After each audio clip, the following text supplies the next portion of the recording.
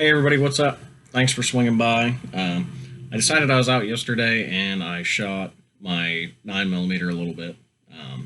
So I was going to clean it. I figured I'd just make a little video on how to bust it apart. I won't actually video me cleaning said weapon, but you know. So anyway, what I'm going to be tearing apart today is the SD9VE by Smith and Wesson. I love this firearm. It's actually, I carry it in a 3i holster. It's an outside the waistband holster. Belt goes through it. This is my preferred carry weapon. I have the 40 caliber version as well. I haven't noticed a difference as far as, I mean, obviously the 40 caliber with a fully loaded magazine is going to be a little bit heavier, but not by much. Not enough to be noticeable that I think. And the damage is also higher in the 40 caliber. Bigger hole, more damage, whatever. Anyway, but this is what I'm going to be tearing apart today. Number one, and I will not stress this enough, trigger discipline. Where is my finger? This finger right here. My trigger finger. It's not in the trigger, but it's called a trigger finger. Why is it not in the trigger? Because that's stupid. You don't walk around with your finger on the trigger. You don't look at a weapon. You don't test fire a weapon. When your finger is here, you are ready to squeeze off a round. You're ready to try to kill something, try to hit something, try to cause damage on something with the projectile that comes out of this weapon. So at no point for any reason should your finger be here unless you are ready to fire said weapon. Anyway, that being said, I've already cleared my weapon. There's a magazine. There is no round in the chamber. I've already double checked this and just slid my magazine back in just for, whatever. But this version, I love this version. It does not have a safety on the side of it. However, if you see that little triangle right there, this is a broken trigger safety. Once you push in here, it lines that little knob up and it'll allow the trigger to come all the way back and fire said weapon. However, if you push here, that knob stops this weapon from being able to discharge. Anyway, basically, to tear this thing apart, you have a bar here, and on the other side, this bar does go all the way through. This bar is what keeps your slide on said weapon. So what I like to do is I will unlock my slide, and I will hold my finger here to hold it. Push your bar down, let it go. Once you pull the trigger, see how my slide unlocked? And I can pull it right apart. This obviously your lower assembly. You do want to oil the components to this. Do not over oil. I hate it when I see people clean a weapon and once they get it all back together and they're holding it and looking at it and checking it out and oil's dripping out of the side of this. I mean, it just doesn't make any sense. You do not need that much. Avoid over oiling any components that do require lubricants. Excuse me. Anyway, the slide, if you flip it upside down, you can see your spring here. Obviously, when you pull it back and you let go, this spring is what slams your slide back forward. So to do this, just pull straight up on it. Comes right out of there. Now you do have two ends to this. You have an end that looks like a top hat, and you have a flat end. You'll know which way it goes here in a second. Your barrel, push up and out, and it comes right out. Now you have a naked slide. Obviously, your firing pin and other components are in the back here. I'm not going to tear any of that stuff out. There's really no need for me to at this point. But pretty much there's your barrel. You can look through it. You have free range to clean it. It's, one solid piece in your hand, so you can do however you need. You don't have to try to shove a little barrel stick in there and pull it out the top little hole and just dumb stuff. Plus, you can actually clean it more thoroughly with having the part itself out. Obviously, to put this weapon back together, if you're holding a slide upside down, everything goes in upside down.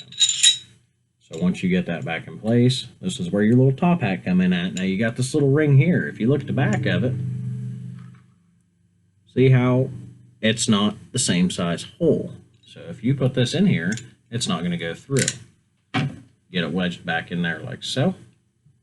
And now this is the cool part that I like the most. See where the little tabs go? It looks like there's little tabs going there on the back of your slide. Holy crap, there's a couple little tabs right there. So if you line those tabs up, then your weapon will slide right back onto your gun. Now, double check, pull your slide back a couple times, make sure everything, you don't have anything grinding or, obviously if you get it on there wrong, it's not going to be able to slide back, whatever. But what I mentioned earlier about over lubricating, once you get this weapon back together and it's clean, you used all your solvents, you lubricated your internals for your trigger there, always make sure you don't over lubricate. A little bit of lubrication goes a long way when cleaning a firearm. Now, I hate it. I despise it. I don't know how to, portray how much I hate it, but I hate it when I see somebody clean a firearm and they're looking at it, they're doing a little after maintenance inspection, making sure everything's good, making sure nothing's hanging off, they didn't forget anything, whatever, and oil or lubricant starts dripping out from under their slide, and if you tilt the gun, if you cant the gun forward, it'll drip out the front of it. It irritates me. It irritates the hell out of me because, one example, I have lubricant coming out from under my slide. It drips down onto my pistol grip. That's how you hold your weapon. Therefore, if this is lubricated here underneath my knuckles in my hand, it's going to slide everywhere, which means you discharge this firearm when your fingers on the trigger before you discharge it, only before you discharge it, not any other time but before you discharge it. Let me reiterate, trigger discipline. So when your finger's on the trigger before you discharge said firearm, you discharge that firearm, it kicks back, and your hand's covered in lubricant. Where's that weapon going to go? Unless you have the iron grasp of God, you're not going to be able to hold on to said firearm. At which point, a loaded firearm, because it is semi-automatic, once fired, it does reload automatically unless you are out in your magazine. Now you have a loaded firearm bouncing across the ground. I don't know what else to say. So do not over lubricate. A little bit of lubricant does go a long way, trust me. But that's basically it on how to tear it apart, put it back together. Like I said, the SD9VE is one of my favorite models. It's my favorite handgun to carry. I know a lot of people prefer Glock over Smith and Wesson. I do to an extent. Glock's an Austrian-made gun. It's an outstanding pistol. It can withstand so much more than any other pistols I've ever fired, even the SD9. But as far as weight, you can get the little compact models. I mean, they're really nice. And like I said, I don't want to carry a high-caliber pistol because I don't want to go out and shoot people. I want it as a deterrent, for one. It's an automatic deterrent. If you're in a gas station, somebody comes in to rob it, and they see you have a gun, now their thoughts go from, I'm getting the money out of the register, to now I got to deal with this guy and then get the money out of the register. Whatever. So I use mine just as a natural deterrent. And then if it comes down to it, and you do have to discharge your firearm in a public setting, for one, same concept, trigger discipline. If it comes out of your holster, your finger is to be above the trigger or away from the trigger. I don't care where, but it does not need to be here. Anywhere but here until you're ready to fire. So, but that's basically it. I appreciate you stopping by. I'm going to get this cleaned up, clean the 40 up, and then I'll probably go out and be shooting by the end of the day. So, y'all have a good one.